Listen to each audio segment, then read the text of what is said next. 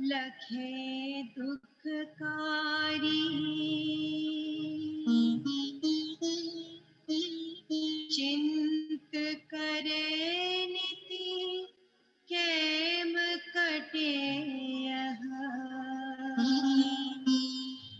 तो छिदे नहीं नेक टिकारी।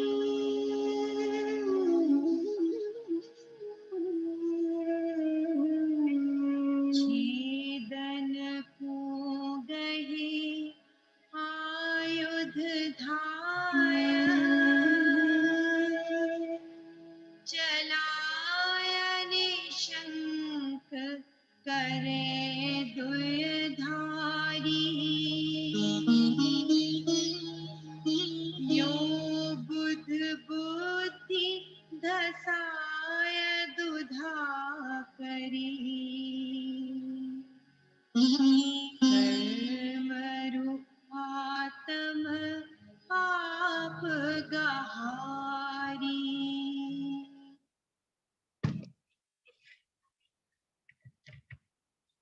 हाँ चाचा जी प्रारंभ कर दीजिए।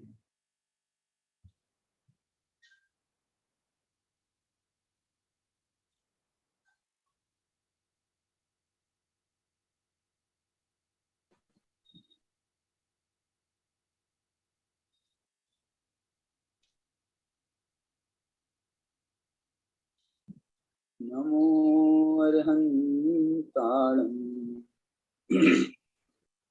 नमो सिद्धाणं नमो आयर्याणं नमो वज्रायाणं नमो सर्वसाहुणम्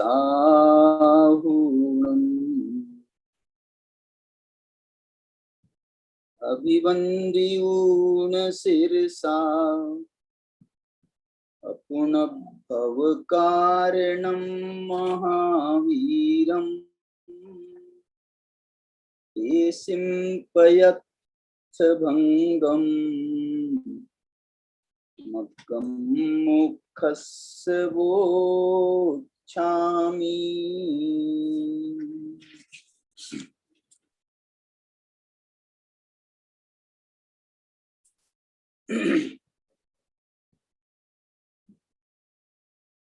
हम यहाँ मोक्ष मार्ग प्रकाशक ग्रंथ की पूर्णता की दृष्टि से ये व्याख्यान माला यहाँ पर अपन चला रहे हैं। इस व्याख्यान माला को लगभग 10 माह हो गए, 10 माह, और इसके अंतर्गत जो व्याख्यान भी हुए हैं उनकी अभी सुनिश्चित संख्या तो नहीं बता सकता, लेकिन 150 से ज्यादा व्याख्यान अपन ने इस विषय पर यहाँ पर किए और वो श्रृंखला अपन आगे बढ़ा रहे हैं। यहाँ पर अभी पंचास्ति काय संग्रह के आधार पर मोक्ष मार्ग का प्ररूपण आचार्य कुंदकुंद भगवान ने, आचार्य अमृत चंद्र देव ने और आचार्य जयसेन देव ने किस प्रकार से किया है, टीकाओं के माध्यम से और मूल ग्रंथ के माध्यम से, उसकी अपन यहाँ चर्चा कर रहे हैं। यहाँ पर अभी अपना निश्चय मोक्ष मार्ग का निरूपण 158 और 159 गाथा में किया गया है, और इसमें 158 और 59 में उन्होंने चारित्र को मोक्ष मार्ग कहा है, जिसके लिए उन्होंने सगचर्यम, सग स्वक चरित्र शब्द का प्रयोग करके उन्होंने इसे मोक्ष मार्ग कहा गया है, क्योंकि प्रकरण ही मोक्ष मार्ग का है, दूसरा प्रकरण चल ही नहीं रहा है। मोक्ष मार्ग प्रपंच चूलिका है, तो सारी बात मोक्ष मार्ग से ही संबंधित है। तो उन्होंने चारित्र को मोक्ष मार्ग कहा है, और उस चारित्र के की जो स्वरूपाचरण, जो निश्चय मोक्ष मार्ग रूप जो चारित्र है, वो निश्चय चारित्र, वो स्वरूपाचरण चारित्र रूप है। उसे संक्षेप में ही इन्होंने यहाँ स्वक चारित्र भी कहा है, स्वचारित्र कहा है।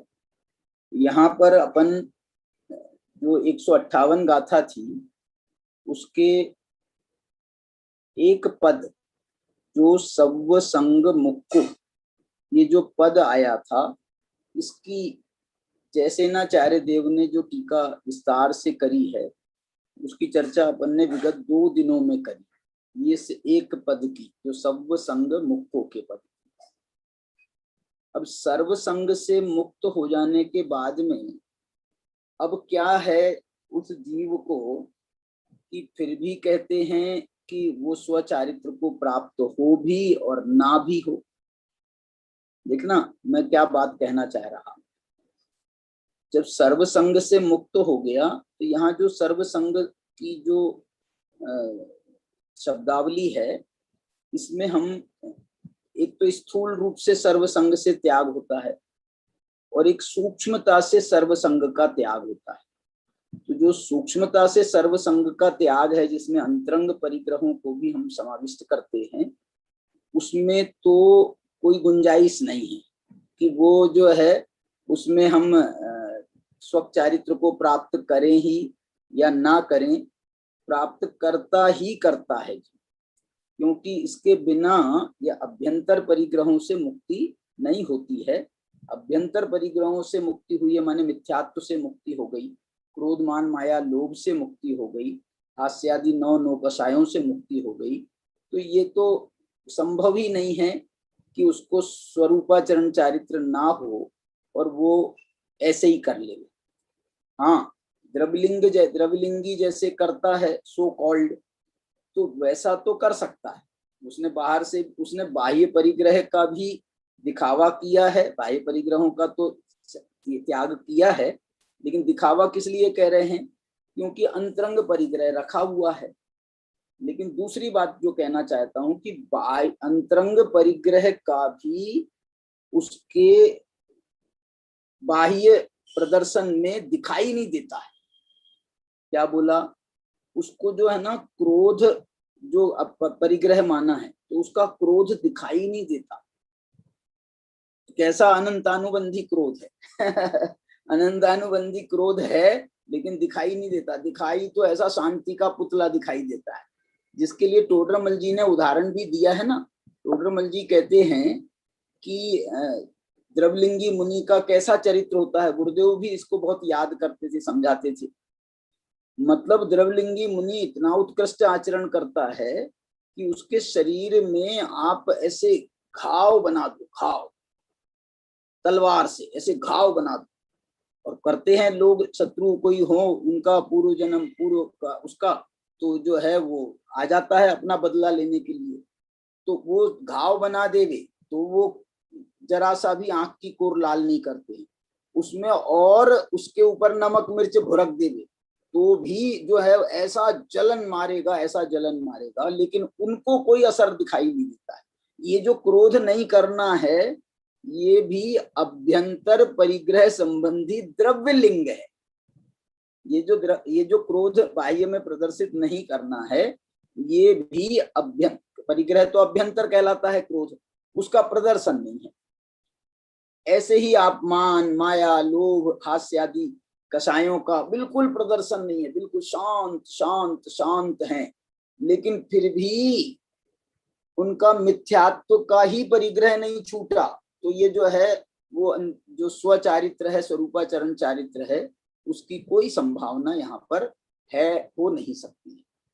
अब इसलिए मैं कह रहा हूं सर्व संग से मुक्त होने पर भी वो जीव स्वचारित्र को प्राप्त क्यों नहीं हो रहा है, तो उसके लिए अगला पद है नन्न मनो। नन्न मनो, बोले नन्न मनो का अर्थ क्या है। नन्न मनो का मतलब है अनन्य मन, अनन्य मन वाला, क्योंकि ये उसको पुरुष पे भी जोड़ सकते हैं हम, उस जीव पर भी जोड़ सकते हैं। जीव शब्द आया भी है, सगचर्यम चरदि जीव। तो जो जीव है वो अनन्य मन वाला नहीं है। अनन्य मन क्या होता है, अब ये बात हम समझने की कोशिश करते हैं। अनन्य मन क्या होता है, इसके लिए समझ लीजिए आप, आज मैंने जो इसका सूचना भी दी थी ना आपको, उसमें मैंने ये शब्दावली का प्रयोग किया है। क्या है? एकाग्र चिंता निरोधो ध्यानम। ये जो नन्य मनो शब्द है, ये अनन्य मन वाला जो शब्द है, ये है एकाग्र चिंता निरोधो ध्यानम। एकाग्र चिंता निरोधो में तो एकाग्र कह करके उन्होंने अस्थि से बात करी है, और नन्य मनो कह करके उन्होंने अनन्य मन कह करके वो नास्ति से बात करी है। क्या नास्ति से बात करी है?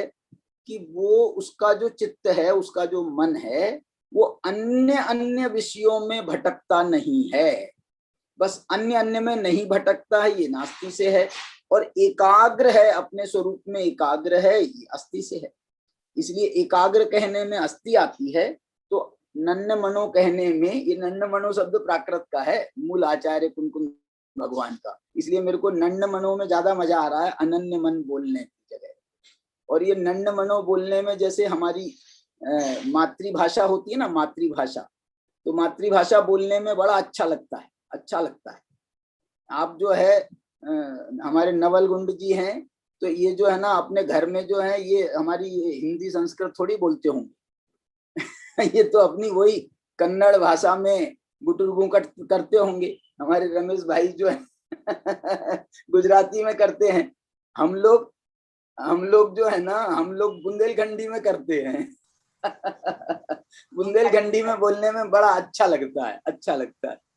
अब हमारे यहाँ नागपुर की एक थोड़ी सी भाषा है कि जैसे किसी ने कुछ पूछा, भाई ये काम, अरे सुनो सुनो, तो वहां से हमारे यहाँ जवाब मिलता है हाओ, अरे आ रहे हो क्या, तो हाओ हाओ हाओ बोलते हैं, हाओ तो जो है जहाँ ये भाषा नहीं चलती है, तो वहां हमारी बेटी जैसे वहां ब्याही है, तो वहां पे सब उसके ससुराल वाले बोलते ये हाओ क्या है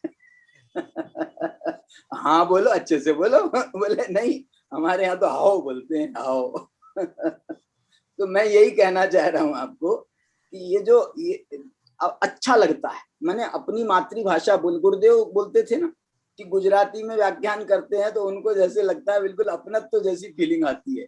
हिंदी में व्याख्यान करने के लिए अपन लोग बोलते थे, करते थे। गुरुदेव बहुत व्याख्यान किए हैं। गुरुदेव ने 1/3 व्याख्यान गुरुदेव के हिंदी में है। अभी जो 8,000 9,000 प्रवचन है ना अपने पास में, उसमें 3,000 लगभग प्रवचन, 3,000 से ज्यादा प्रवचन हिंदी में है।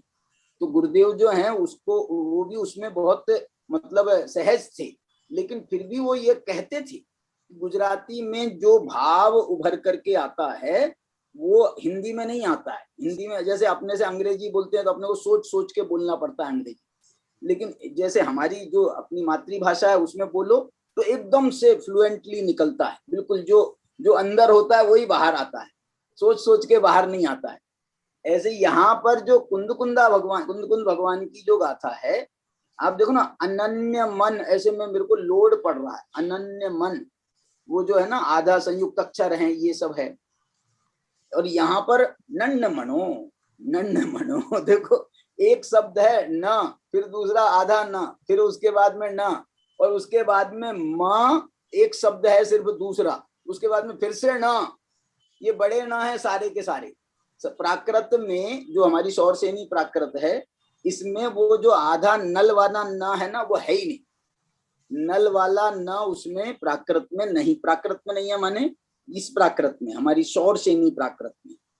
इसलिए इसमें तो एक ही न है, बड़े वाला नमोकार मंत्र वाला न, माने दिगंबरों का नमोकार मंत्र वाला न, श्वेतांबरों का नमोकार मंत्र तो उनका न से शुरू होता है।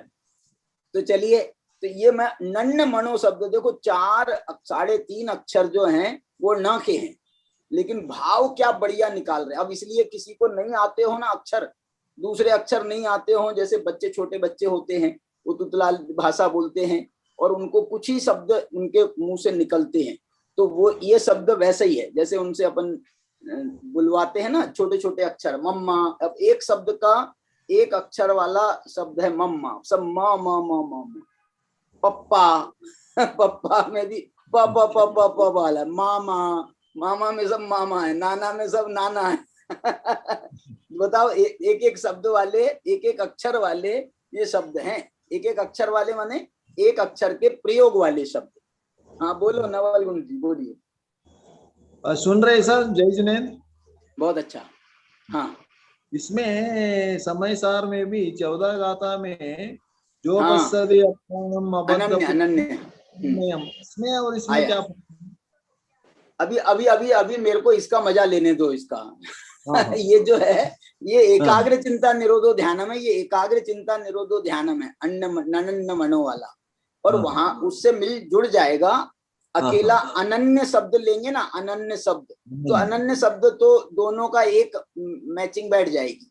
ये मन वाला, मन की बात है। मन माने उस एक में, उस अनन्य में जिसका मन लगा हुआ है, अपनी भगवान आत्मा में जिसका मन लगा हुआ है, जो अन्य अन्य रूप नहीं हुआ है, ऐसा भगवान आत्मा। और ये मन भी जो है ना, ये इसका मन भी ये अन्य अन्य विकल्पों में नहीं घूमता है।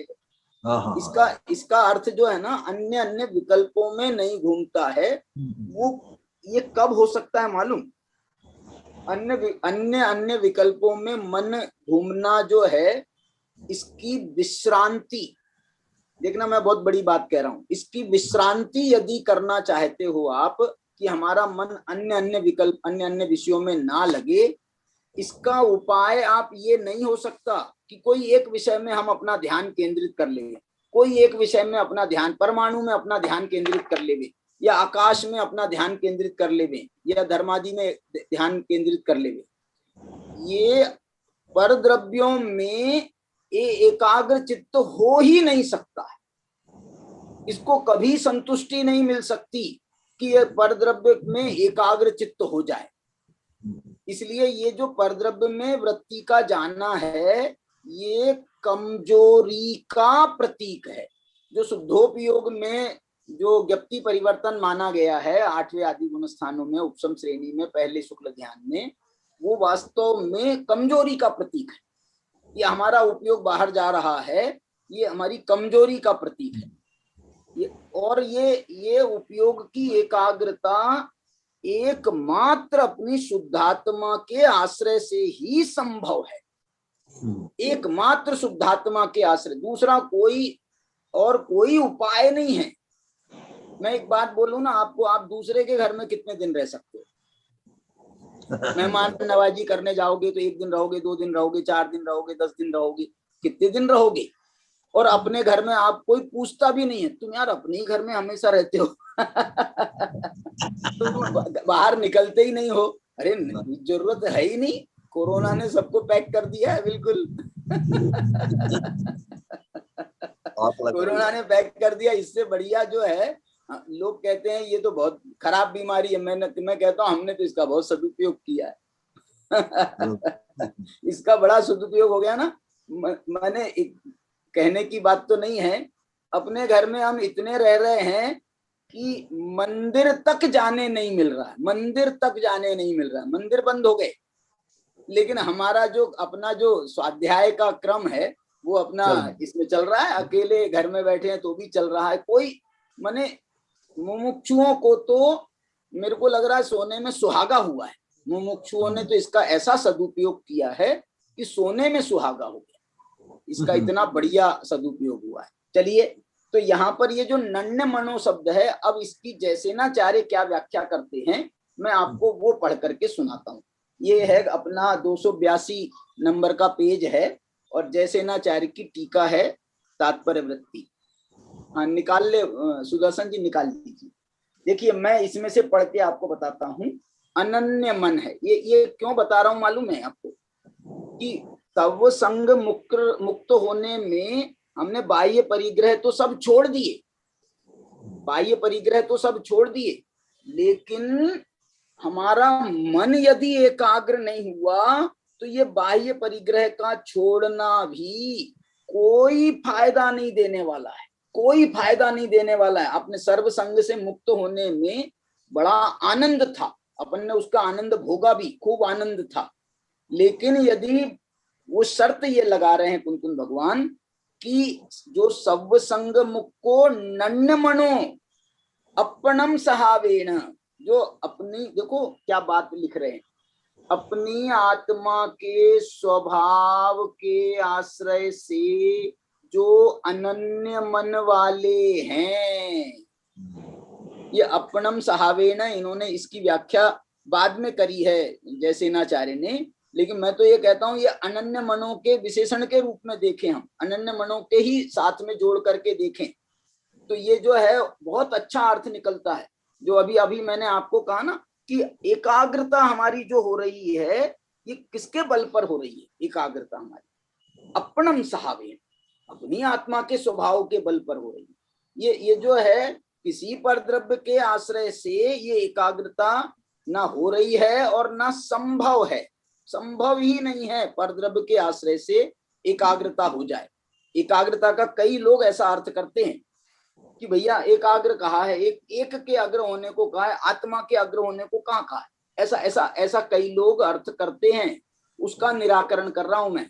क्या बोला मैं ये कह रहा हूं, एकाग्र चिंता निरोधो ध्यानम, जब ये युक्ति आती है तो इसके लिए कई लोग ऐसा कहते हैं, विशेष रूप से मैंने जो जिनको आगम का पक्ष है ना, अध्यात्म का तो पता नहीं है, आगम का पक्ष है तो वो कह रहे हैं एकाग्र कहा है, एकाग्र कहा है, लेकिन जो एक है उसका अर्थ ही आत्मा होता है। एक का अर्थ जो है, हम कोई भी एक कर लो, ये कोई संख्यावाची एक का प्रतीक नहीं है। अहमिको खलु शुद्धो, बोलो यहाँ एक का अर्थ बताओ क्या है? अहमिको खलु शुद्धो, एक का अर्थ यहाँ पर कोई दूसरा कोई भी पदार्थ हो सकता है, परमाणु, आकाश, या कोई भी काल द्रव्य पकड़ लो, कोई भी एक द्रव्य पकड़ लो आप, एक कोई पर्याय पकड़ लो, एक पदार्थ पकड़ लो, ऐसा एक अर्थ हो सकता है इसका। देखो ये एक का अर्थ होता है जो एगम जानति सो सब्वम जानति। एगम जानति का अर्थ कहा गया है जो आत्मज्ञ है, तो सब्वम जानति माने वही सर्वज्ञ है, जो आत्मज्ञ है वही सर्वज्ञ है। ये जो अर्थ किया गया है, ये एकाग्र होना या एकज्ञ होना या आत्मज्ञ होना एक ही बात है, इसमें दो राय नहीं। इसलिए इसमें जो है बड़ा सुंदर विवेचन यहाँ पर कर रहे हैं कि नन्न मनो, अनन्य मन वाले। अब देखो एक दूसरी बात, अब इसमें जो है इसको नास्ति से इसका और अर्थ समझा रहे हैं। एकाग्र मन होने में क्या बाधाएं हैं? एकाग्र मन होने में क्या बाधाएं हैं उसको समझाते हुए जयसेनाचार्य कह रहे हैं कि कापोतलेश्या आदि संबंधी दृष्ट श्रुत अनुभूत भोगों की आकांक्षा आदि समस्त परभावों से उत्पन्न विकल्प जालों से रहित होने के कारण एकाग्र मन वाला है। देखो अनन्य मन का ये इनने अर्थ निकाला, अनन्य मन है माने एकाग्र मन, एकाग्रता उसका जो है अर्थ निकाल रहे हैं। माने ये बिल्कुल प्योरली आप इसको तत्वार सूत्र के इस सूत्र से जोड़ करके देख सकते हो इस प्रकरण को। कौन से सूत्र से? एकाग्र चिंता निरोधो ध्यानम अंतर्मुहूर्तात्, एकाग्र चिंता निरोधो ध्यानम अंतर्मुहूर्तात्। ये जो एकाग्र चिंता का निरोध ध्यान कहाँ है मालूम? ये ऐसा लगता है ये ध्यान की परिभाषा है। एकाग्र चिंता निरोधो ध्यानम, ऐसा लगता है ये ध्यान की परिभाषा है, लेकिन ध्यान के तो चार भेद किए हैं, आर्त ध्यान, रौद्र ध्यान, धर्म ध्यान, शुक्ल ध्यान, ऐसे चार भेद किए हैं, निश्चय ध्यान, व्यवहार ध्यान। लेकिन ये जो एकाग्र चिंता निरोधो ध्यानम सूत्र है, ये व्यवहार ध्यान को लक्ष्यगत करके नहीं लिखा गया है, ये आर्त ध्यान, रौद्र ध्यानों को भी लक्ष्य करके नहीं लिखा गया है। मैं तो कहता हूं धर्म ध्यान में भी धर्म ध्यान के दो भेद बन जाएंगे, एक व्यवहार धर्म ध्यान, एक निश्चय धर्म ध्यान। इसमें व्यवहार धर्म ध्यान का भी लक्ष्य नहीं है, एकाग्र चिंता निरोध निश्चय ध्यान का स्वरूप बताया इसमें, और उनने परिभाषा में डाल दिया उसको। तो अब ऐसा लगता है ये जो आर्त ध्यान है, रौद्र ध्यान है, व्यवहार धर्म ध्यान है, वास्तव में तो ये ध्यान ही, यदि ध्यान की परिभाषा ये मानी जाएगी तो ये तो ध्यान ही नहीं बन सकते हैं ना। बराबर। ये ध्यान कैसे कहलाएंगे फिर? आर्त ध्यान ध्यान कैसे कहलाएगा? तो वो उसमें हम दूसरा व्याख्या कर लेते हैं कि भैया आर्त ध्यान भी जब तब कहलाता है जब हम कोई एक चीज के ऊपर रोने बैठ जाते हैं किसी का विरह हो गया, किसी इष्ट का वियोग हो गया, अनिष्ट का संयोग हो गया, तो वही चीज हमारे हाईलाइट होती है ना, विशेष रूप से हाईलाइट वही चीज होती है। उदाहरण दूं मैं आपको, जैसे कोई फोड़ा हो जाए, हमारे को फोड़ा हो जाए कहीं पर, शरीर में कहीं पर चोट लग जाए, तो हमारा ध्यान जो है बार बार लौट के वहीं जाता है, लौटता है ना, तो वो अपना एहसास कराता है, तो हमारा ध्यान भी वहीं जाता है, हमारा उपयोग भी वहीं जाता है।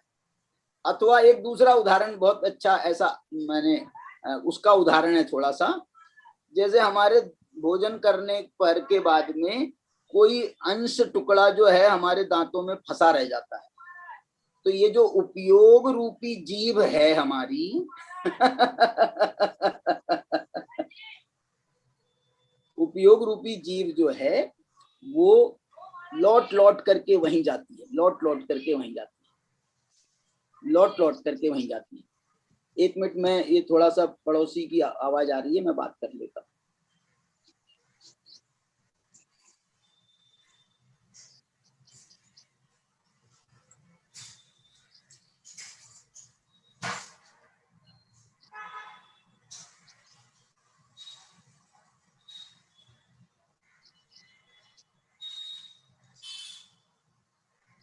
शोर हो गई। देखिए, तो यहाँ पर जो है अपनी जो चर्चा चल रही है, इसमें उन्होंने जो है ना संकेत किए हैं, बड़े मार्मिक संकेत किए हैं जयसेनाचार्य ने, कि एकाग्र मन होने में अथवा अनन्य मन होने में क्या बाधाएं हैं। उन्होंने देखो उन बाधाओं की तरफ याद, इसमें देखो आप ये ध्यान दोगे, ये कोई बाह्य संग पर आधारित नहीं है। ये जो कापोतलेस्या के माध्यम से जो इन्होंने ये बातें लिखी है ना, इसके लिए बाह्य संग का होना आवश्यक नहीं है। क्यों? क्योंकि ये आकांक्षा स्वरूप है, आकांक्षा स्वरूप है। आकांक्षा तो तभी होती है ना कि जब बाह्य पदार्थ नहीं होता है। पूर्व रतानुस्मरण, पूर्व का हम स्मरण करते हैं, तो पूर्व का जो स्मरण है वो उसमें कोई बाह्य पदार्थ होता है क्या? हम पूर्व में हमने भोजन किया है, कोई बहुत अच्छा भोजन याद हो हमारे को, तो हम जो पूर्व के भोजन को याद करते हैं तो वो हमारे सामने है क्या? इसलिए जो है ये जो है ना बहिरंग परिग्रह, इसलिए तो कहा था उनने संग से मुक्त होने के बाद भी ये जो आपको एकाग्र चिंता निरोध होने में क्या आपको रुकावटें आ सकती हैं, वो रुकावटें ये बहुत बड़ी रुकावटें हैं। ये कौन सी? देखो, कापोतलेस्या आदि संबंधी दृष्ट श्रुत अनुभूत भोगों की आकांक्षा आदि, ये जो है ना हमने जो दृष्ट माने देखे गए, श्रुत माने जो सुने गए, अनुभूत माने जो हमारे द्वारा भोगे गए, माने जिनका हमने साक्षात अनुभव लिया, ऐसे भोगों की आकांक्षा। देखो, भोग जो है ना हमने भोगे हों उन्हीं की आकांक्षा नहीं होती।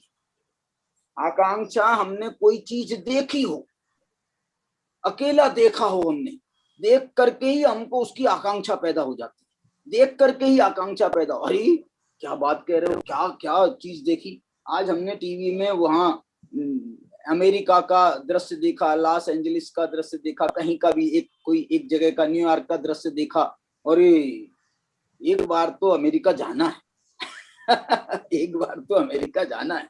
अरे मेरे से तो नहीं रहा जा। अरे बोले बहुत महंगा है, एक बार के राउंड में 1-8 लाख रुपए का खर्चा हो जाएगा। अरे कोई बात नहीं है, पैसा तो आता जाता रहता है ये जो है भोगों की आकांक्षा जो है ये कैसा जोर मारती है। देखे हुए भी जो चीजें हैं वो हमारे को प्रभावित करती हैं। अरे देखे कि छोड़ो, सुनी हुई हमने सुन ही लिया आपके मुंह से। आपने कोई बहुत, आप कहीं जाके आए हो और आपने हमको वहां का विवरण सुनाया, अरे क्या क्या बात है साहब, क्या बात है, क्या चीज है। कोई सम्मेद शिखर से आया हो, कोई सोनगढ़ से आया हो, और वो सोनगढ़ की जो है वो धरा का और वहां की पवित्रता का, वहां की जो है माहौल का, बड़ी शांति का, इतने बड़े बड़े मंदिर हैं, जिनालय हैं, और उसकी इतनी शांति है। मैंने सैकड़ों लोग गुरुदेव के प्रवचन में बैठते हैं, लेकिन चू चपाट नहीं होती है, सुई की नोक पर आवाज आ जाए। और ये गुरुदेव के समय जैसा होता था, आज भी हमने साक्षात अनुभव किया वहां पर। आज भी जो है आप जोर से बात नहीं कर नहीं सकते, माने कोई चौकीदार थोड़ी लगा है आपके पीछे, लेकिन ये आपकी स्वयं स्फूर्त भावना है कि बिल्कुल ऐसा ही देखा, ऐसा ऐसा ऐसा है सोनगढ़ में। तो इस बार जो है यात्रा पे सोनगढ़ ही जाना है चलो मैं भी आपके साथ चलता हूँ। मतलब ये कहना चाह रहा हूँ कि ये बड़ा जो है ना, सुने हुए, देखे हुए और भोगे ये हमको बहुत परेशान करते हैं। ये बहुत हमारे मन को जो है ना, बाह्य परिग्रहों से तो हम छोड़ करके सामायिक करने बैठ गए हैं, बिल्कुल सब बाह्य परिग्रहों को छोड़ करके बैठ गए हैं। लेकिन अब इसके बाद में ये मन जो है ना, पहले बाह्य परिग्रहों में लगा था तो पता नहीं चलता था, अब बाह्य परिग्रहों से तो छूट गया, तो अब जो है ये भगवान जाने कहाँ कहाँ घूमता है। इसको एम्पल स्पेस मिल जाता है, बिल्कुल इसको जैसे स्वच्छंदता मिल जाती है तो और विचरण करता है। इसलिए ये बहुत जरूरी है कि हमारे वो जो भोगों की आकांक्षा है ना, वो हमारे चित्त से निकलना चाहिए। भोगों की आकांक्षा, सुने हुए, देखे हुए। आप ये पढ़ करके आपको याद आ रही होगी चौथी गाथा समय सारी की, शुद्ध परिचिदानुभूदा। ये देखो, इसमें जो शुद्ध शब्द है वो शुद्ध माने श्रुत हो गया, सुना हुआ, और अनुभूय, शुद्ध परिचिदानुभूदा, अनुभूदा में अनुभूत आ गया। अब इसमें जो दृष्ट है और वहां पर है परिचित है मैंने यहाँ पे दृष्ट से परिचित का अर्थ जोड़ सकते हो, परिचित में और भी ले सकते हो। सुने हुए में तो अकेला श्रुत ज्ञान का विषय आएगा, सुना हुआ, श्रुत ज्ञान माने सुन करके जो होता है वो, और जो इसमें बाकी इंद्रियों का सब इसमें आ जाएगा स्पर्शन इंद्री, रसना इंद्री, घ्राण इंद्री। लेकिन इसमें भी ऐसा कह सकते हैं हम कि इन्होंने जो श्रुत दृष्ट ले लिया ना, तो इसमें चक्षु इंद्री आ गई, एक में तो आ गई कर्ण इंद्री, एक में आ गई चक्षु इंद्री, बाकी सब स्पर्शन इंद्री के द्वारा जो है ना, देख तो सकते नहीं है, सुन तो सकते नहीं है, लेकिन वो अनुभव में रह जाता है। उसका जो याद है, उसका स्मरण जो है वो हमारे अनुभव के माध्यम से रह जाता है, स्पर्शन इंद्री का भोग। और जैसे यही जैसेनाचार्य ने 5 इंद्रियों को काम भोग में जब बंटवारा किया, तो उन्होंने स्पर्शन इंद्री और रसना इंद्री को विशेष रूप से काम रूप माना है, काम रूप माना है। काम का मतलब क्या हुआ?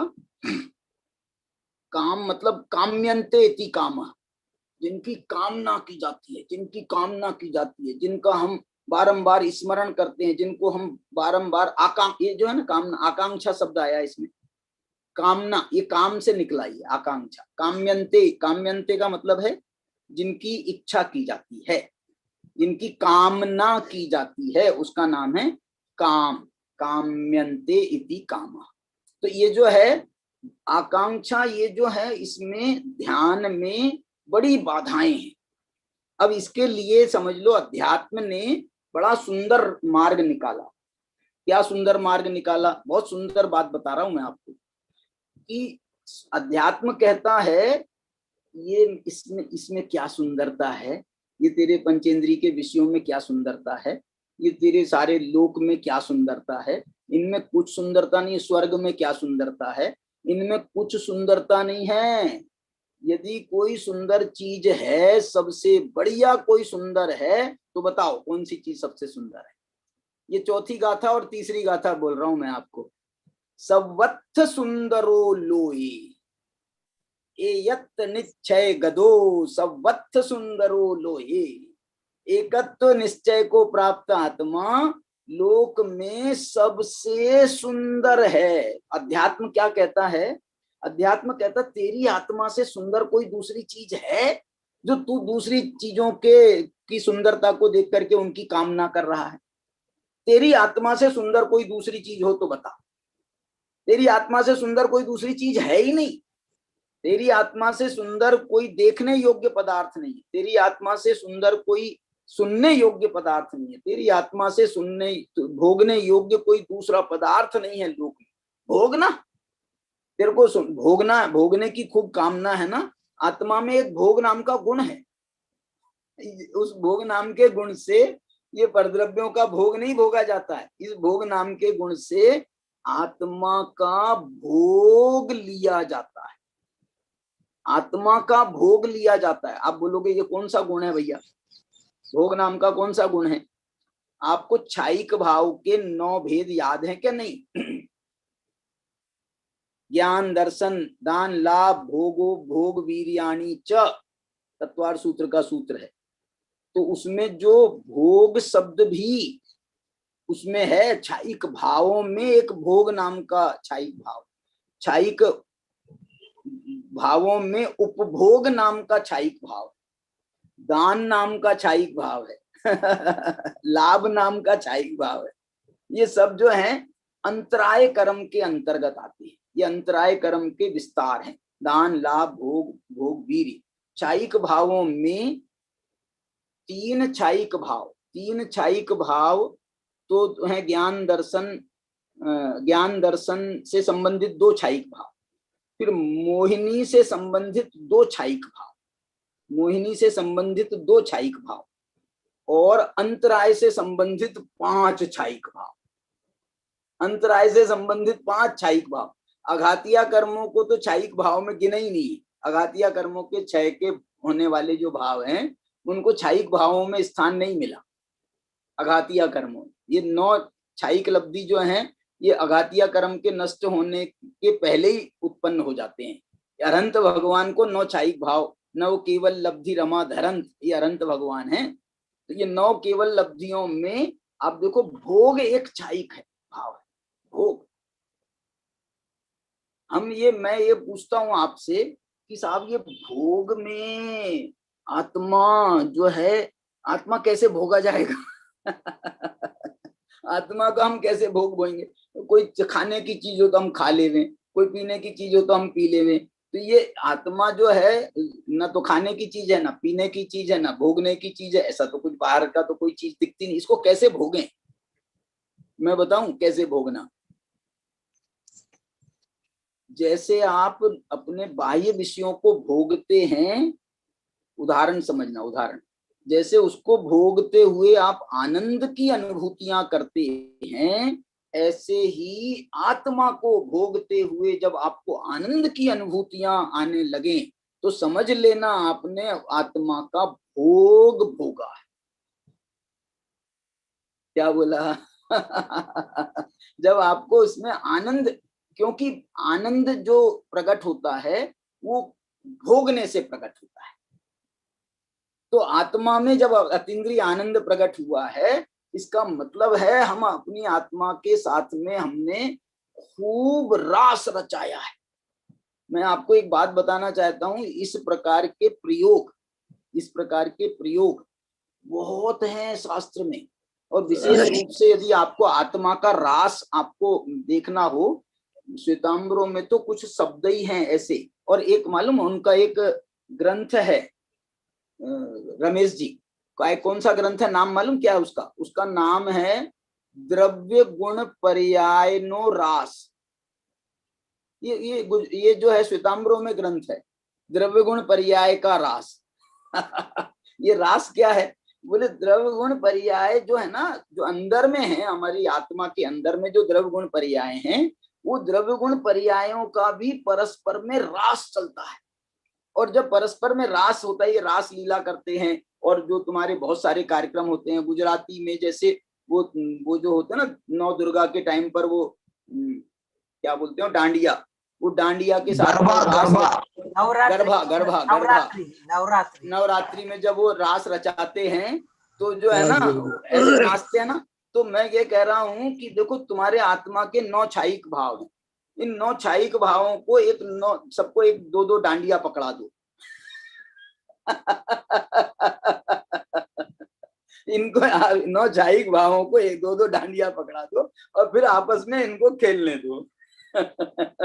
आपस में ये खेलेंगे, अरे तुमको इतना आनंद आएगा, इतना आनंद आएगा। ज्ञान के साथ में दर्शन खेल रहा है, दर्शन के साथ में सुख खेल रहा है, सुख के साथ में वीर्य खेल रहा है, वाह वाह वाह वाह वाह। भोग के साथ में उपभोग भी हो रहा है। भोग उपभोग हमको साथ में लगते हैं ना, भोग उपभोग हमको साथ में लगते हैं, इनको हम अलग अलग नहीं कर पाते हैं। ऐसे ही आत्मा ही भोग का स्थान है, आत्मा ही उपभोग का स्थान, आत्मा ही लाभ का स्थान है और आत्मा ही दान का स्थान। क्या बोल रहे हैं? दान देने में खर्च होता है और लाभ में प्राप्ति होती है। तो यहाँ पर जो है ना, आपको खर्च करना है तो आत्मा के पास में बहुत है, केवल ज्ञान निकाल निकाल करके केवल ज्ञान देता जाएगा, तुम बांटते रहना। आत्मा जो है केवल ज्ञान निकालता जाएगा और तुम बांटते रहना। उसके पास में जो केवल ज्ञान की जो वो है ना खूट, क्या बोलना चाहिए, वो खत्म नहीं होने वाला है। उसका केवल ज्ञान, उसका जो वो है, उसका केंद्र, वो खत्म नहीं होने वाला। ये सूरज में से कितनी रोशनी निकल गई, कितने काल से निकल रही है, अपने यहाँ तो अकृत्रिम माना है। अब वो तो कब से निकल रही है रोशनी, उसके पास में खत्म तो नहीं हो गई होगी। डायमंड जी, ये जो सूरज के पास में इतनी रोशनी है, इतनी ऊर्जा है, इतनी ऊष्मा है, ये सब खत्म तो नहीं हो गई होगी। अभी तक कोई वैज्ञानिक प्रमाण ऐसा नहीं आया है कि जो है ना ये कहे कि जो है ये 10,000 साल के बाद में या 20,000 साल के बाद में या 1,00,000 साल के बाद में ये सूरज जो है ठंडा पड़ जाएगा। क्यों? क्योंकि अब जितनी ऊष्मा उसमें भरी है वो सब खत्म हो जाएगी, सूरज ठंडा पड़ जाएगा। ऐसा कोई कहे भी ना तो जो है हम उसका मजाक उड़ाते हैं कि तो क्या पागल, इसको कुछ मालूम ही नहीं है। ऐसे ही आत्मा में मैं ये कह रहा हूं अनंत गुण है, खूब रास रचाओ, खूब रास रचाओ। और ये जो शुद्ध पर्याय हैं, ये शुद्ध पर्याय कितनी अनंत अनंत काल तक के लिए उसका हमारे पास में सामग्री है, पूरी की पूरी भरी पड़ी है। केवल ज्ञान भरा पड़ा है, केवल दर्शन भरा पड़ा है, अनंत आनंद भरा पड़ा है, अनंत सुख भरा पड़ा है, अनंत वीर भरा पड़ा है।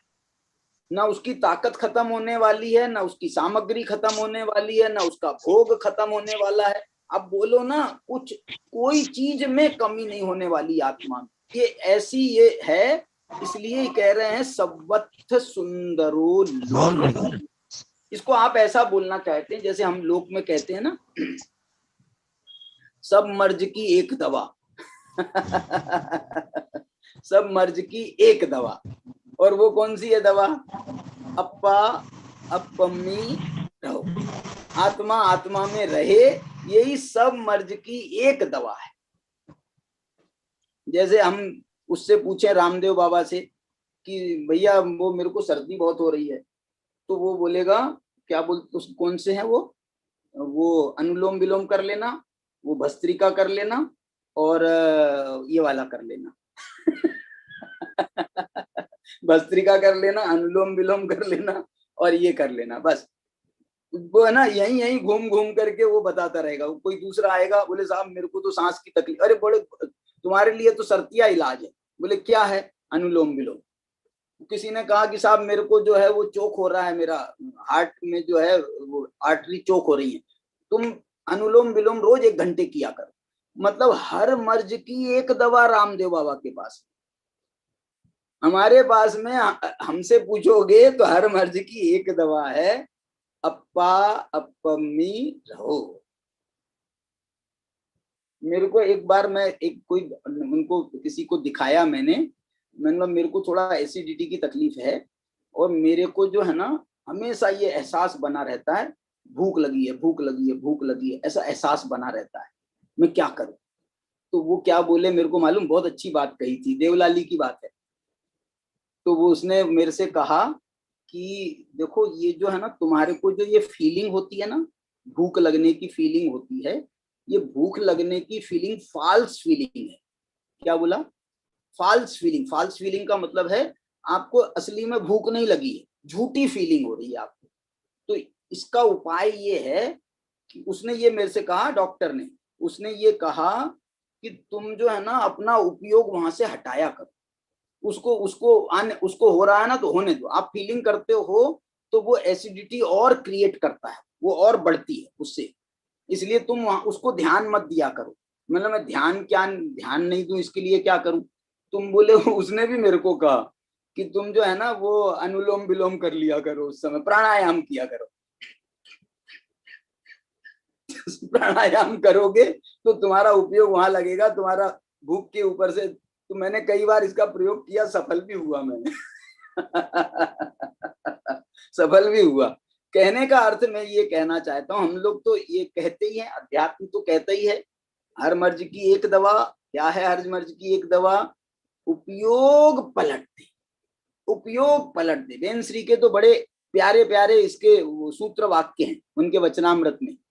तू अपने रुचि को बदल दे तो जो है ये रुचि अनुयायी वीर्य, ये जो है अपने आप तेरा जो है ध्यान जो है अपनी आत्मा में ही रहेगा, तेरे को दूसरे का विकल्प ही नहीं आएगा। उपयोग ने पलटी नाक, उपयोग को पलट दे। उपयोग जो है ये बड़ा बहुत सेंट्रल जो तत्व है आत्मा का, इसलिए तो उसको लक्षण माना गया। उपयोग बहुत बड़ा लक्षण है, बहुत बड़ा। मतलब मैं तो ये कह रहा हूं ज्ञान दर्शन इनसे भी बड़ा है उपयोग, क्योंकि ज्ञान दर्शन में तो दो में बंटवारा हो गया। उपयोग अकेला है, उपयोग अकेला है। उसके साथ में जो जुड़ जाए उसको जो है वो अपने में जोड़ लेता है। ज्ञानोपयोग, ज्ञान जुड़ जाए तो ज्ञानोपयोग कहलाता है, दर्शन जुड़ जाए तो दर्शनोपयोग कहलाता है, और दूसरे उपयोग जुड़ जाए तो दूसरे कहलाते हैं। शुद्धता जुड़ जाए तो शुद्धोपयोग कहलाता है, अशुद्धता जुड़ जाए तो अशुद्धोपयोग कहलाता है, शुभ जुड़ जाए तो शुभोपयोग, अशुभ जुड़ जाए तो अशुभोपयोग। यहाँ समय सार में तो एक जो अभी हम लोग चर्चा कर रहे हैं रात को परिचर्चा में, उसमें जो है उनने कहा मिथ्यात्व के साथ जुड़ जाए तो वो उपयोग का मिथ्यात्व भेद है, मिथ्यात्व उपयोग है। ज्ञान के साथ अज्ञान के साथ में जुड़ जाए तो अज्ञानोपयोग है, अविरति के साथ में जुड़ जाए तो अविरति उपयोग है। माने मिथ्या दर्शन, मिथ्या ज्ञान, मिथ्या चारित्र को भी उपयोग के भेद कहे उनने। 89 नंबर की गाथा है समय सार की, वहां वो उपयोग के ये तीन भेद कर रहे हैं। उपयोगस्य अनादि तिन्नि परिणामा, उपयोग के अनादिकालीन तीन परिणाम, अनादि के तीन है। अब यदि तुम अनंत काल के लिए बनाना चाहते हो, शादी अनंत काल के लिए बनाना चाहते हो, तो उपयोग के तीन परिणाम कौन से हो जाएंगे? नवल गुण की बताओ। अनादिकालीन तो मिथ्या दर्शन ज्ञान चारित्र है। अब तुम शादी अनंत काल के लिए उपयोग के भेद बनाना चाहते हो तो कौन से भेद बनेंगे? सम्यक दर्शन, सम्यक ज्ञान, सम्यक चारित्र। जैसे मिथ्या दर्शन ज्ञान चारित्र बने तो सम्यक दर्शन ज्ञान चारित्र बन जाएंगे। और इसको महानता का शब्द देना हो, क्योंकि ये मोक्ष मार्ग भूत है, मोक्ष के अंतर्गत यदि इसको लेना हो तो अनंत दर्शन, अनंत ज्ञान, अनंत सुख, अनंत वीर्य, ये सब उपयोग के ही भेद हैं। बड़ा मतलब उसमें बड़ा मार्मिक संदेश आचार्य भगवान देना चाहते हैं। मैं ये एकाग्र मन की बात कह रहा हूं। अच्छा, एक संकेत इन्होंने और बहुत अच्छा दिया है। क्या संकेत दिया है? इन्होंने कहा ये कापोतलेस्या संबंधी, ये कापोतलेस्या का प्रसंग, इनमें कापोतलेस्या का नाम क्यों लिया, मैं आपसे ये पूछना चाहती हूँ। कापोतलेस्या का नाम क्यों लिया? देखो, अभी अपन स्पष्ट बात कर रहे हैं कि ये जो प्रकरण है ये मूल रूप से मुनिराजों से संबंधित है। मुनिराजों को तीन अशुभ लेस्याएं होती ही नहीं, कृष्णनील कापोत। अब यदि उनके कोई विकार पैदा होगा या कोई उसमें उनके खलल पैदा होगा, प्रॉब्लम पैदा होगी, तो ये जो है ना, हम कृष्ण नील को याद नहीं कर रहे कृष्ण और नील को याद नहीं कर रहे, उनको जो है मुनिराजों की भावनाओं में और मुनिराजों के जो अतिचार दोष बताए गए हैं उनमें ये सब आ जाते हैं। ये पूर्व रतानुस्मरण आ जाता है कि नहीं आ जाता है? तो ये जो है ना, ये सब कापोतलेस्या संबंधी व्रतों के साथ में जब ऐसे परिणाम आते हैं, दोष भी आते हैं ना, तो वो कापोतलेस्या अपना असर दिखा रही है। कापोतलेस्या के जो सूक्ष्म अंश हैं वो अपना असर दिखाते हैं। इसलिए जो है मुनिराजों को या व्रतियों को भी, वैसे तो व्रतियों को तो कितनी लेस्याएं मानी है, शायद 4 मानी है अनुव्रतियों को, और महाव्रतियों को तो 3 ही मानी है, और चौथे गुणस्थान में तो 6 लेस्याएं मानी है। चौथे गुणस्थान में 6 लेस्याएं हो सकती हैं, और 5वें गुणस्थान में शायद 4 हैं, और पक्का मेरे को याद नहीं आ रहा। और लेकिन इसमें जो है 6ठे गुणस्थान में तो शुभ लेस्याएं ही होती हैं, शुभ लेस्याएं होती हैं, शुभ लेस्याएं। लेकिन जब उनमें अतिचार पैदा होता है ना, अतिचार पैदा होता है, वो कोई ना कोई प्रॉब्लम के कारण पैदा होता है, कोई ना कोई आपका छेद हुआ है, छेदोपस्थापना की जरूरत पड़ती है ना, तो छेद उत्पन्न होता है, कोई ना कोई छेद होता है, ये कापोतलेस्या उसमें छेद करती है। आप बोलोगे नील और कृष्ण नील को लेंगे तो क्या हो जाएगा, वो फिर अनाचार में चला जाएगा ये अतिचार तक है, वो अनाचार में चला जाएगा, मालूम नहीं कहाँ चला जाएगा। इसलिए जो है ये वहां तक नहीं ले गए। ये कह रहे हैं तुम्हारे ध्यान को भंग करने वाले जो विषय हैं, देखो कृष्ण और नील लेस्या के परिणाम जो हैं ये ध्यान को भंग करने वाले नहीं हैं। क्या बोल रहा हूं, ध्यान को भंग करने वाले नहीं हैं, ये तो ध्यान को ही नहीं होने देते। कृष्ण नील लेस्या वाला ध्यान करने बैठेगा, कृष्ण नील लेस्या वाला ध्यान करने बैठेगा कि दुकान में बैठेगा, या वहां शत्रुओं को मारने को जाएगा, या और अपने काम धंधे में लगा रहेगा। ये कृष्ण नील लेस्या वाला तो कर ही नहीं सकता है। यहाँ तो वास्तव में शुभ लेस्या वाला है, शुभ लेस्या वाला है, ये ध्यान में बैठा है, लेकिन वहां पर अंदर से वो कापोतलेस्या ने जन्म लिया। तो वो कापोतलेस्या जो है वो बस इतना करेगी कि हमारे ध्यान को भटकाए। ऐसा थोड़ी हो जाएगा कि आप ध्यान से उठ करके वो चला, फिर तो ध्यान ही नहीं रहा। तो इसलिए यहाँ पर मैं ये समझता हूं, क्योंकि प्रकरण ध्यान का है। कौन सा है ध्यान का प्रकरण, अनन्य मन, एकाग्र मन वाला। तो एकाग्र मन वाला माने एकाग्र चिंता निरोधो ध्यानम, ये वो ध्यान का प्रकरण है ये। और ध्यान के प्रकरण में बाधा उपस्थित करने वाले तत्व जो हैं वो हैं दृष्ट, श्रुत, अनुभूत। दृष्ट माने क्या, ये भूतकाल का सूचक है। दृष्ट, दृष्ट माने देखा हुआ, पूर्व का देखा हुआ। श्रुत माने पूर्व का सुना हुआ। अनुभूत माने पूर्व का भोगा हुआ। अभी तो चल ही नहीं रहा है उसको कुछ भी, अभी तो आंख बंद करके अपनी आत्मा का ध्यान कर रहा है, तो देख भी नहीं रहा है कोई पर द्रव्यों को, नासाग्र दृष्टि कह लो, सुन भी नहीं रहा है। सुनने में भी उसने कोई ऐसा एकांत स्थान ढूंढा है ताकि कोई प्रकार का डिस्टरबेंस ना हो। लेकिन ये सब रोकने के बाद में जब वो ध्यान करने बैठता है तो अंदर से पूर्व का देखा हुआ, पूर्व का सुना हुआ, पूर्व का भोगा हुआ वो उभर करके आता है। ये कापोतलेस्या का परिणाम है। आपको बताना चाहता हूं मैं, आपको यदि कौन सी लेस्या से किस किस प्रकार के परिणाम होते हैं, नियर अबाउट जनरलाइज कर रहे हैं, तो इसका बहुत सुंदर वर्णन, यद्यपि वो है तो वो कषाय पाहुड़ आदि ग्रंथों का विषय, लेकिन हमारे को हिंदी में यदि आपको सुनना है, अच्छे से सुनना है, समझना है, पढ़ना है, तो भाव दीपिका ग्रंथ है। भाव दीपिका ग्रंथ का आप लेस्या अधिकार पढ़ो। लेस्या अधिकार कहाँ आएगा मालूम, औदैहिक भावों में 6 लेस्याएं आती हैं औदैहिक भावों के वर्णन के अंतर्गत, और उस औदैहिक भाव के वर्णन के अंतर्गत 6 लेस्याएं हैं। तो उसमें एक उन्होंने लेस्या अधिकार नाम का उपअधिकार भी लिखा है। आप लेस्याओं के वर्णन पढ़ोगे, आपको कृष्ण लेस्या वाले जीव की प्रवृत्ति कैसी होती है, नील लेस्या वाले जीव की प्रवृत्ति कैसे होती है, कापोत लेस्या वाले जीव की प्रवृत्ति कैसे होती है। ये कापोत लेस्या वाला है, कापोत लेस्या वाला है। कापोत लेस्या मालूम क्यों कहते हैं इसको कापोत, ये कबूतर का स्वभाव, कबूतर का स्वभाव। कबूतर का स्वभाव क्या है, कबूतर जो होता है ना, बहुत अंदर अंदर में वो बहुत जो है ना, क्या बोलना चाहिए उसके लिए शब्द है अच्छा, वासना उसकी तीव्र मानी गई है। किसकी, कबूतर की। कौवा जो है वो कृष्ण वाला लेस्या वाला दिखता, बाहर में तो कृष्ण है ना, और ये कबूतर का बाहर में कलर भी जो है कृष्ण नहीं है, लेकिन ये जो है ना इसके परिणाम जो हैं अंदर में बहुत ज्यादा भुन्ना होता है कबूतर, बहुत मतलब गृद्धता वाला होता है। आप उसको जो है ना अपने पिंजड़े से उसको आप अपने अंदर रखते हो कबूतर खाने में, और उसके बाद में आप उसको उड़ने के लिए छोड़ दो, तो वो ऐसा प्रवृत्ति वाला है, बड़ा मोही है, बड़ा रागी है, वासना युक्त चित्त है, उसके कारण से वो लौट के आता है, लौट के आता है।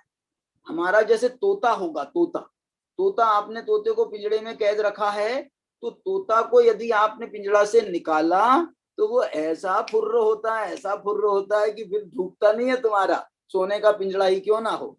लेकिन कबूतर खाना जो होता है ना, वो सोने का तो कोई बनाता ही नहीं है, इतना गंदा होता है, इतना गंदा होता है। वहीं उनके सब काम होते हैं कबूतरों के सब काम वहीं होते हैं, तो भी उस कबूतर को वही गंदगी पसंद है। वो लौट लौट करके वो जो है घूम घाम करके, उसको जो है ना खुला आकाश पसंद नहीं है। हम लोगों की प्रवृत्ति जो है ना ये कबूतरों जैसी प्रवृत्ति है। मुनियों की प्रवृत्ति जो है वो उनकी हंस जैसी प्रवृत्ति है। उनकी जो प्रवृत्ति है वो निकल गए, जंगल में घूम रहे हैं, उसमें उनको बड़ा आनंद आ रहा है। हमको जंगल में छोड़ दो तो हम रो रो करके और चिल्ला चिल्ला करके डर डर करके, वो कोई शेर नहीं खाएगा, हम शेर के डर से हम वैसे ही मर जाएंगे हमको इसलिए जो है ये प्रवृत्ति का आनंद है। हमको जो है ये कबूतर, ये हमारे घर जो है ना कबूतर खाने हैं। हम बाहर जितने ही कितने ही घूम के आते हैं, जा लौट करके अपने लौट के बुद्धू घर को आते हैं, ये कबूतर खाने हैं। ऐसे कबूतर खानों का स्वरूप है ये। ऐसे ही लेकिन यदि बाहर में विचरण करने की बात करें तो ये हमारे मुनियों से बढ़िया चरित्र और कौन सा कहा जा सकता है। बस उनका तो कोई घर ही नहीं है, उनका कोई घर ही नहीं है। जहां जाते हैं वहां समझ लो मुनियों की बात करते हैं ना, तो जैसे कुंद कुंदाचार्य विचरण करते थे, तो जहां जाते थे उस गांव में, उस जगह में ऐसा सुगंध फैल जाती थी, ऐसी सुगंध फैल जाती थी, ऐसा वातावरण में शांति आ जाती थी। जैसे भगवान के वो कल्याणक में हम वो पढ़ते हैं ना उनके जन्म के अतिशय वगैरह, जैसे 100 मील तक के सुभिक्ष हो जाता है, या 100 मील तक के कोई दुखी नहीं है, दरिद्री नहीं है। ऐसा जो है ये मुनिराजों का चरित्र ऐसा होता था कि आदमी मतलब अपनी दुख दरिद्र को भूल जाता था। भूल जाने का मतलब है दुख दारिद्र का नाश हो जाना। क्या बोला मैंने? आपको दुख है, आप दुख को भोग नहीं रहे हो, महसूस नहीं कर रहे हो, तो आप दुखी हो क्या? आप में दरिद्रता है लेकिन आप दरिद्रता को फीलिंग नहीं कर रहे हो, तो आप दरिद्र थोड़ी कहलाओगे, आप तो साधु कहलाओगे भाई साहब। यदि आप दरिद्र होने पर भी अपनी दरिद्रता का अनुभव नहीं करते हो, उसको महसूस नहीं करते हो। हमारे से ज्यादा दरिद्र तो मुनि महाराज हैं। हमारे पास तो फिर भी कुछ है, लेकिन उनके पास तो कुछ नहीं है। उसके बाद भी उनकी आंतरिक शांति वो क्या कमाल की है। तो उस दृष्टि से विचार करें तो ये जो है ना, ये कापोतलेस्या कह करके इन्होंने वो वृत्ति बताई है, वृत्ति का की ओर संकेत है। इसको कापोतलेस्या कहते हैं। और इस कापोतलेस्या आदि संबंधी दृष्ट श्रुत अनुभूत भोगों की आकांक्षा, आकांक्षा शब्द की अपन ने चर्चा करी, आदि समस्त पर भावों से उत्पन्न विकल्प जालों से रहित होने। ये ध्यान में बाधक सबसे बड़े तो ये विकल्पों के जाल हैं। इसलिए ये विकल्प जालों से रहित होने के कारण एकाग्र मन वाला है। ये ऐसी एकाग्रता की चर्चा इसमें, बड़ी प्यारी चर्चा इसमें की गई एकाग्रता की। फिर इसके बाद में जो है इसमें और बहुत मार्मिक पद हैं इसमें। ये जो अभी एक पद और आएगा, इसकी चर्चा मैं स्वपर प्रकाशक के माध्यम से करूंगा। जानदी पश्सदी, ये जो जानदी पश्सदी अगला चरण आएगा ना, अपनम सहावेण को भी इन्होंने बाद में लिया है, लेकिन जानदी पश्सदी का जो विशेषण है ये अपने आप में बड़ा मार्मिक है। इन्होंने जो इसमें एक शब्द डाला है, परिच्छित्ति के आकार से प्राप्त करता है। ये परिच्छित्ति के आकार से प्राप्त करता है का क्या मतलब है, इसकी चर्चा अपन, आज का समय तो अपना हो गया, अब अपन इसकी चर्चा कल करेंगे। कल सुदर्शन जी कह रहे थे हमारी स्पीड बहुत कम हो गई है, तो मैं भी कह रहा हूँ कि हो जान दो यार, हो जान दो, आनंद आ रहा है, आनंद आना चाहिए बस। हाँ भैया।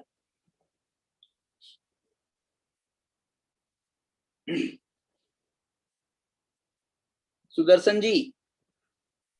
हाँ चाचा। हाँ बताइए। आज हम निश्चय मोक्ष मार्ग का निरूपण सुन रहे थे। निश्चय मोक्ष मार्ग का निरूपण करते हुए स्वरूपाचरण चारित्र की अर्थात सगचर्यम की चर्चा आज आई, और सर्वसंग का जो अर्थ किया, अर्थात स्थूल से भी सर्वसंग का त्याग और सूक्ष्म से भी सर्वसंग का त्याग, इस प्रकार सर्वसंग की जो शब्द है उसकी व्याख्या की गई। उसके बाद द्रव्यलिंगी मुनि का अंतरंग परिग्रह का भी बाह्य में प्रदर्शन नहीं होता।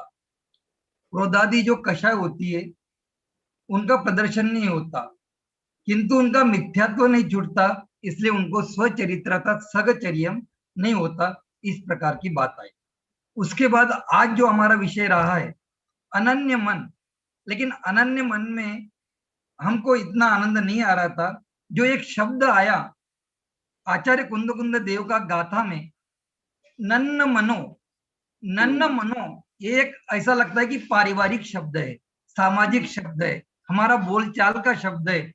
ऐसा इस शब्द का अर्थ बताते हुए आचार्य कहते कि एकाग्र चिंता निरोधो ध्यानम अंतर्मूर्ता, अर्थात अन्य, हमारा जो मन है अन्य अन्य में नहीं भटकना। जिसका मन एक में लगा हुआ है अर्थात आत्मा में मन लग गया है, वही वास्तव में स्वचारित्र है। शुद्धोपयोग में जो ज्ञप्ति परिवर्तन माना है वो हमारे कमजोरी का प्रतीक है, अर्थात ज्ञानियों की जो कमजोरी है वो ज्ञप्ति परिवर्तन के माध्यम से दिखाई देती है, क्योंकि ज्ञप्ति परिवर्तन होना अच्छी बात नहीं है, ये तो हमारी कमजोरी का प्रतीक है। फिर एकाग्रता जो हो रही है वो आत्मा के आश्रय से होती है, क्योंकि यहाँ एक का जो अर्थ है वह आत्मा ही है, क्योंकि एकम जानदी सवम जानदी, जो एक को जानता है वह सबको जानता है, ऐसा यह एकाग्रता का अर्थ लिया है। फिर एक बहुत बड़ा प्रश्न उठाया गया कि हमारा जो एकाग्र मन नहीं होता और इस एकाग्र मन होने में क्या क्या बाधाएं आती है, क्या क्या रुकावटें आती है, इस पर बहुत लंबी चर्चा हमारी चली। तो सबसे पहले यह आया कि कापोत्लेशाय, आचार्य कहते कि कापोत्लेशाओं के माध्यम से हमारा मन एकाग्र नहीं होता। फिर कहा कि हमने जो देखे हुए है, सुने हुए है, अनुभव किए हुए, जो आकांक्षा है, भोगों की आकांक्षा या परभावों के जो विकल्प है, ये हमारा मन एकाग्र नहीं होने देते, और यही सबसे बड़ी हमारी बाधा है जो एकाग्र मन नहीं होने देते।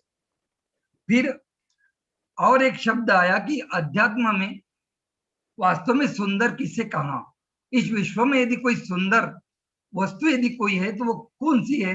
अध्यात्म बड़ी लौकिकता के साथ कहता है कि सौवत्तो सुंदरो लोये, सौवत्त सुंदरो लोये, अर्थात एकत्व निश्चय को प्राप्त आत्मा ही इस लोक में सर्वत्र सुंदर है, और सर्व सुंदर यदि कोई है तो वो हमारी आत्मा ही।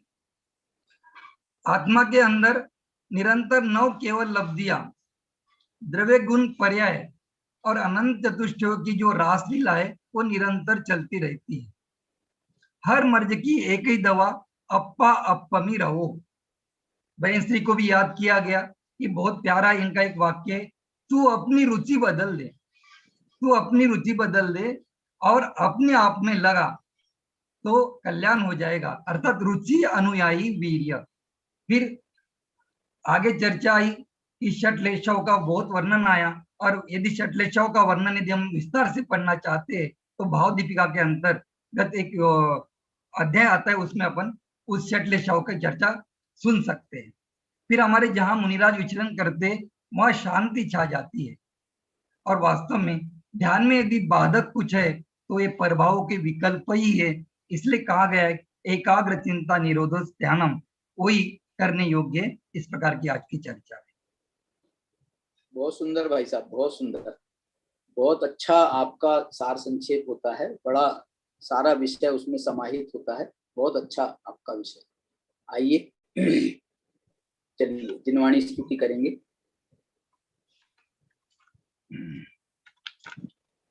अनंत धर्मणस्तत्वं पश्यन्ति प्रत्यगात्मनः अनेकान्तमयी मूर्तिर् नित्यमेव प्रकाशिता। 3 बार नमोकार मंत्र का स्मरण करेंगे।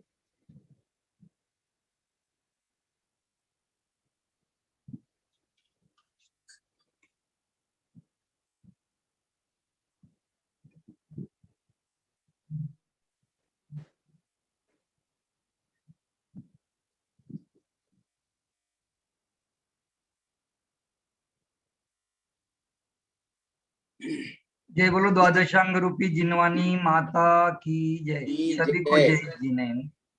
सभी को जय जिनेन्द्र। हमारे साथ में नरेश भैया जुड़े हैं, सुरेश जी डायमंड जुड़े हैं, प्रथम जी जैन जुड़े हैं, रमेश भैया शाह, जय कुमार भैया, नवल गुंड जी, तीर्थधाम ज्ञानायतन से हमारे सुदर्शन जी, आराम